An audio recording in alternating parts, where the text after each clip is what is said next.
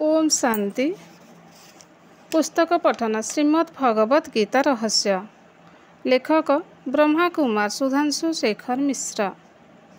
त्रयोदश अध्याय क्षेत्र क्षेत्रज्ञ विभाग योग। प्रकृति पुरुष ठारू उत्पन्न संसारर स्वरूप। गध बोझ बहन करे, जड़े कुली बा हेमाली मध्य बोझ उठाए। से व्यक्ति जितेबाला अत्यंत काम करी क्लांत हो जाए बा अक्लांत परिश्रम सत्वे मध्य भल करी दुई मुठा तार परिवार को दे पारे नहीं, ता मनरे स्वतः संकल्प उत्पन्न हुए, हे भगवान, केउ जन्मर पाप हेतु मोर ए दशा होइछि। किंतु गध बा पशुपक्षी मानकर एही मन दशा न थाए। खाइबा पई सेमानको संघर्ष करिबाकु पड़े नहीं। पक्षी मानकर आनंद कलरव शुणी दुखी मनुष्य मनरे विचार आसे, एमाने सतरे केते दुखी केते सुखी। आसंता जन्मरे मो पक्षी हो जाती कि। मनीष तो निज अपेक्षा पशुपक्षी मानक बेसी सुखी मन करे। तेणु मनीष शरीर सत् बा असत् कर्मर फल भोग करिबा पई एकमात्र आधार। आत्मा मूलतः शुद्ध स्वरूप थिले मध्य प्रकृतिर गुण संगरे आसी तदनुसारे सुख बा दुख भोग करे। जो व्यक्तिर सत्व रज और तम एही तीन गुण एवं एथिरु उत्पन्न पदार्थ और क्रिया मध्यरु जो गुण बा पदार्थ सहित आसक्ति आसी जाए, तार कर्म मध्य सेही अनुसारे हुए। कर्म अनुसारे संस्कार उत्पन्न हुए। जार जेपरि संस्कार तार सेपरि स्मृति हुए। मृत्युकालीन देहत्याग समयर स्मृति ही किभଳି परिवारर व्यक्तिर आगामी जन्म होई हेबो ताहा निर्धारण करे। एणु हिंदी कह जाए अंतमति सुगति। पुरुषर प्रकृत स्वरूप। उपद्रष्टानुमानन्ता च वर्त्या भोक्ता महेश्वरः परमाप्यति चाप्युक्तो देहेऽस्मिन् पुरुषः परः। ज एवं वेति पुरुषं प्रकृतिं च गुणैः सर्वथा वर्तमानोऽपि न स भूयो अभिजायते। अर्थ, एही शरीर रे अवरित परम पुरुष समस्तंक साक्षी, अनुमंत, भर्ता, भोक्ता, महेश्वर और परमेश्वर बोली कथित हुअन्ति। जो मनुष्य एहीपरि पुरुष को और गुणमयी प्रकृति को जाने, से सब प्रकार कार्य करुथिले मध्य सेही कर्मर बंधन तांकर पुनर्जन्मर कारण हुए नहीं।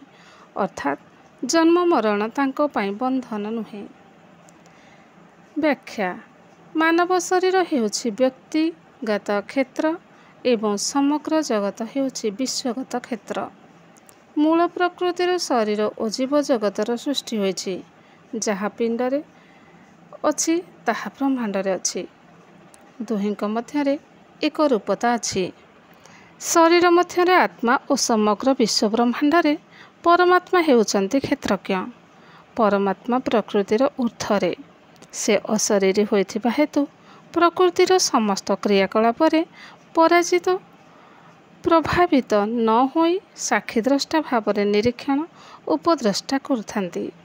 आत्मा परमात्मा को संतान होइथिबारु उभयक मध्यरे एक रूपता रहिछि। आत्मा जितेबेले देह अभिमानरु संपूर्ण मुक्त होई विदेही स्थिति रे रहे, सेतेबेले से समस्त कर्म साक्षीद्रष्टा होई करे। धर्म संस्थापन पाई परमात्मा एक मानव शरीरर आश्रय नियंती। किंतु से साक्षीद्रष्टा भावरे समग्र मानव समाजर शुभाशुभ निरीक्षण करती। तांकर काहारी प्रति राग द्वेष न थाए। से एक सद्गुरु और सत् शिक्षक परी आत्मार मुक्ति और जीवनुक्ति पाई सत् ज्ञानर शिक्षा दियंती। उच्चतर जीवन जापन पाई एक मार्गदर्शन हिसाब रे मानवात्मा मानक धर्म मार्गरे परिचालित हेबाकु पथ प्रदर्शन करुथिबारु तांकु अनुमंता कुहाଯାଏ। ब्रह्मा, विष्णु और शंकर एही त्रिदेवଙ୍କ द्वारा सृष्टिर स्थापना, पालना और विनाश कराउथिबारु तांकु भर्ता कुहाଯାଏ।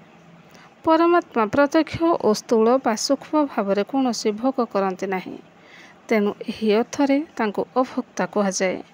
କିନ୍ତୁ ସ୍ନେହ ଓ ପ୍ରେମବଶତଃ ତାଙ୍କର ଅନନ୍ୟ ଭକ୍ତ ପ୍ରଥମେ ତାଙ୍କୁ ସମର୍ପଣ କରି ସତ୍ ପଶ୍ଚାତ୍ ନିଜେ ଭୋଗ କରୁଥିବାରୁ ତାଙ୍କୁ ଭୋକ୍ତା ବୋଲି ମନେ କରେ। ତ୍ରିଦେବଙ୍କର ରଚୟିତା ଓ ତ୍ରିଲୋକର ଅଧୀଶ୍ୱର ହେତୁ ତାଙ୍କୁ ମହେଶ୍ୱର କୁହାଯାଏ। ସର୍ବାତ୍ମାଙ୍କ ମଧ୍ୟରେ ଶ୍ରେଷ୍ଠ ହୋଇଥିବାରୁ ସେ ପରମାତ୍ମା ନାମରେ ସୁପ୍ରଖ୍ୟାତ। ଧର୍ମ ସଂସ୍ଥାପନ ପାଇଁ ସେ ମାନବ ଶରୀରରେ ଅବତରଣ କରୁଥିଲେ ମଧ୍ୟ ତାହା ସହିତ ତାଙ୍କର କୌଣସି ସମ୍ବନ୍ଧ ନଥାଏ। ଏହିପରି ଦେହଠାରୁ ଆତ୍ମାକୁ ଓ ପ୍ରକୃତିଠାରୁ ପରମାତ୍ମାକୁ ସର୍ବଦା ଭିନ୍ନ ବୋଲି ଜାଣିବା ହିଁ ଯଥାର୍ଥ ଜ୍ଞାନ। ଆତ୍ମା କ୍ଷେତ୍ରଜ୍ଞ, ପରମାତ୍ମା ଜ୍ଞେୟ ଓ ପ୍ରକୃତି ବ୍ୟଷ୍ଟି ଓ ସମଷ୍ଟି କ୍ଷେତ୍ର ବିଷୟରେ ସମ୍ୟକ୍ ଜ୍ଞାନ ପ୍ରଦାନ କରିବା ହେଉଛି ଏହି ପ୍ରକରଣର ମୁଖ୍ୟ ଉଦ୍ଦେଶ୍ୟ। କ୍ରମଶଃ ଓମ୍ ଶାନ୍ତି।